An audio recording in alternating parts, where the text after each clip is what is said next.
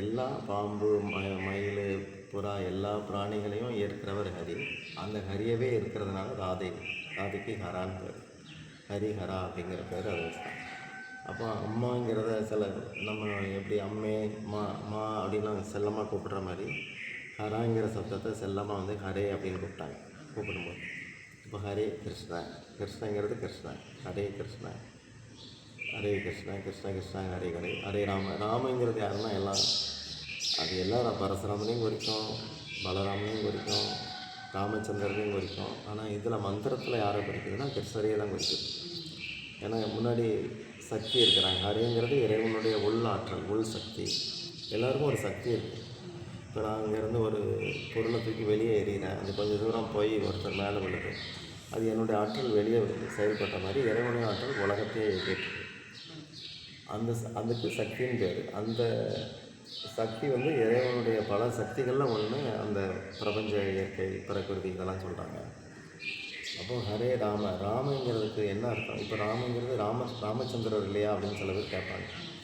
நம்ம அப்படி நினைக்கலாம், தப்பு கிடையாது, இறைவன் தானே. ஆனால் இதில் அர்த்தம்னா இப்போ எப்படின்னா தசரதனுக்கு 4 பிள்ளைங்க பிறக்குதில்ல, அதுக்கு பேர் சுட்டு விழா நடக்கும்போது அவர் ராமங்கிற பேரை ஏன் வைக்கிறாருன்னா பகவான் ஹரியோடைய பேர் ஒன்று ராம அப்படின்னு சொல்கிறார். கிருஷ்ணனுடைய பேர் தான் ஒன்று ராமன்னா செல்ஃப் சஃபிஷியன்ட், தனக்கு தானாகவே திருப்தி.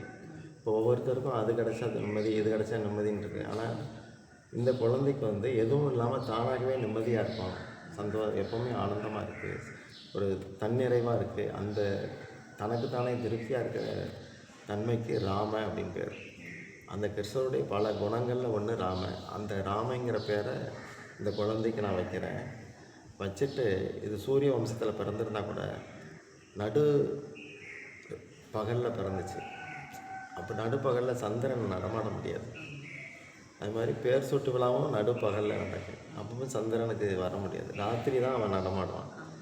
அவனுக்கு ரொம்ப ஏக்கமாக இருக்குது. அதனால் சூரிய வம்சத்தில் பிறந்த இந்த குழந்தைக்கு கிருஷ்ணனுடைய பேர் ராமங்கிறதையும் வச்சு சந்திரனுங்கிற பேரையும் நான் வைக்கிறேன், அவனை திருப்திப்படுத்த. அதனால் சூரிய வம்சத்தில் பிறந்த ராமருக்கு ஆரிய ராம அப்படி பேர் வரணும், சூரியராமம் அப்படின்னு வரணும். ஆனால் ஏன் சந்திரங்கிற முத்திரை ஏன் வந்துச்சுன்னா சந்திரனை திருப்திப்படுத்த. இப்படி வசிஷ்டர் சொல்லி தான் பேர் வைக்கிறார். அப்போ ஏற்கனவே ஹரே கிருஷ்ணாங்கிற சப்தம் ஏற்கனவே இருக்குது. ஹரே கிருஷ்ணா ஹரே கிருஷ்ணா. ஒரு சின்ன லீலை, ஒரு சம்பவம், அந்த அகல்யா கல்லானால அந்த லீலையில் வந்து விஷ்ணு வந்து முந்தி அவதரிக்கிறார். வழக்கமாக கிருஷ்ணர் ராமர் அப்படின்னு இருக்கிறது. ராமர் வந்து அடுத்து கிருஷ்ணர் வந்தார் இந்த செட்டு சதுர்யுகத்தில். அப்போ மந்திரத்தையும் நிறைய பேர் அப்படி அதை வச்சு மாற்றி சொல்கிறாங்க. அவதாரங்களுக்கும் மந்திரத்துக்கும் சம்மந்தம் கிடையாது. நாமத்துக்கும் அவங்களுக்கும் சம்மந்தம் இருக்கலாம், ஆனால் அவதாரங்களுக்கும் அவங்களுக்கும் சம்மந்தம் இல்லை. அந்த அவதார அர்த்தத்தில் எல்லோரும் மந்திரத்தை மாற்றி சொல்கிறாங்க. தப்பு கிடையாது, எப்படி சொன்னாலும் ஒன்று தான். ஆனால் சைதன்ய மகாபிரபு கிருஷ்ணரே அப்படி சைதன்யராக வந்து பாரதம் பூரா நடந்து இந்த ஹரே கிருஷ்ண நாமங்களை செருப்பு கூட போடாமல் காடு, அப்போ 500 வருஷம் முன்னாடி பாதையே கிடையாது, நவ திருப்பதிலாம் வந்திருக்காங்க. இங்கெல்லாம் வந்து அப்படியே சுற்றி ஹரிநாமத்தை பரப்புனாங்க. அப்படி அவர் பாடும்போது இப்படி தான் படித்தார், ஹரே கிருஷ்ணா கிருஷ்ணா கிருஷ்ணா ஹரே ஹரே, ஹரே ராம ராம ராம ஹரே ஹரே அப்படி படித்தார். அப்படி படித்ததுனால நாமளும் அந்த வழியில் இருக்கிறதுனால அதே மாதிரி பாடுறோம். ஒரு முறை வெளிநாட்டில் கேட்டாங்க எங்களுடைய ஒரு ஆச்சாரியர்கிட்ட, எல்லோரும் வேதம் ஓதும்போது ஹரே ராமா ஃபஸ்ட்டு சொல்கிறாங்களே, பஜனையில் பெரும்பாலும் ஹரே கிருஷ்ணா ஃபஸ்ட்டு சொல்கிறாங்க, என்ன காரணம்னு கேட்கும்போது அவர் என்ன சொன்னார்னா ஒரு ஸ்லோகத்தை சொன்னார். பாகவதத்தில் சுகதேவரே சொன்னது அப்படின்னு ஒரு ஸ்லோகம். அது கலையர் தோச நிதே ராஜன் அஸ்திகி ஏகோ மகான் குணக ஒரு ஸ்லோகம். கலையர்னா களி, தோசை நிதினா கடல். கலிகாலம் இப்படி கடலை வந்து இப்படி தானே பார்ப்போம், எங்கே முடியுதுன்னு தெரியாது. இந்த மாதிரி இப்படி பார்த்தா தோசைதான் இருக்குமா, யார்கிட்டையும் நல்லதே இருக்காது. எங்கே பார்த்தாலும் குப்பை கோலம் தோசம் இதுதான் இருக்கும். தோற்றத்தில் குப்பை கோலம், சூட்சமாக மனசுக்குள்ளே அதே குப்பை கோலம் இருக்குது, அழுக்கு இருக்குது. அப்போ இப்படி பார்த்தா எங்கே பார்த்தாலும் குப்பை கோலமாக இருக்குது. கலையர் தோசை நிதி ராஜன் மன்னா அப்படின்னு சொல்லி அந்த சுகதேவர் பரிசுத்த ராஜன் சொல்கிறார். கலிகாலத்தில் எங்கே பார்த்தாலும் நீ பார்த்தா குப்பை குளமாக தான் இருக்கும்.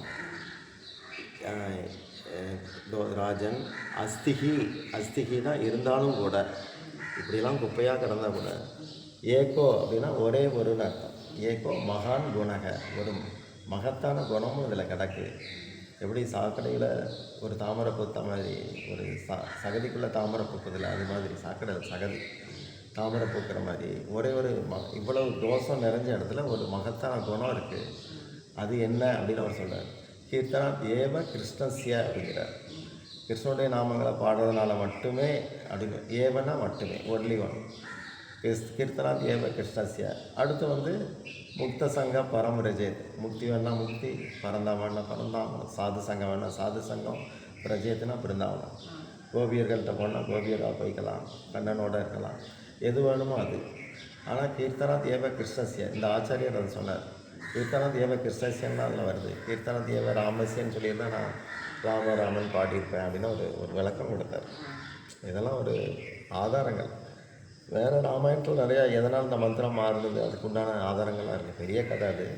ஆனால் விஷயம் தான், ஹரே கிருஷ்ணன் சைத்தன்ய மகாபிரபு இப்படி தான் பாடினார், அந்த வழியில் நாங்கள் வரோம், அதனால் இப்படி பாடுறோம் அப்படின்னு சொல்லலாம் ஒரே வார்த்தை. இப்படி அப்புறம் துளசி, இப்போ துளசி வணங்கும்போது மழை வரும்போது அந்த நிழலில் மிதிச்சிடக்கூடாது. அதுக்காக தான் கொஞ்சம் தள்ளி தள்ளி அப்படி வந்தோம். இங்கே வெளிச்சம் இருக்குது, நடுவில் லைட் இருந்துச்சுன்னா பிரச்சனை இல்லை. அப்போ வந்து ஒரு லைட்டு நடுவில் ஒன்று செட் பண்ணிட்டோம்னா துளசிக்கு வளம் வரும்போது தோதாக இருக்கும். அப்படி அதே மாதிரி வணங்கும்போது கூட துளசியோட நிழலில் தலை வச்சு வணங்கினா ரொம்ப பவர். பொதுவாக துளசி, பசுமாடு, இது இவங்களுக்கெல்லாம் வந்து ஒரு 50-60 அடி தூரத்துக்கு ஒரு பவர். அந்த அதுக்குன்னே ஆக்சிஜன் ஏரியா, பிராணம் ஜாஸ்தி. விபூதி அதுங்களுக்கெல்லாம் பிராணம் ஜாஸ்தி. இதெல்லாம் நம்ம பாரத கலாச்சாரத்தில் இருந்தது, இப்போ அதெல்லாம் கிடைக்காம போயிடுச்சு. அப்படியே ஆங்கிலேய படிப்பு வந்த பிறகு எல்லாம் அப்படியே குறைஞ்சிக்கிட்டே போகுது. சரி, ஹரே கிருஷ்ணா.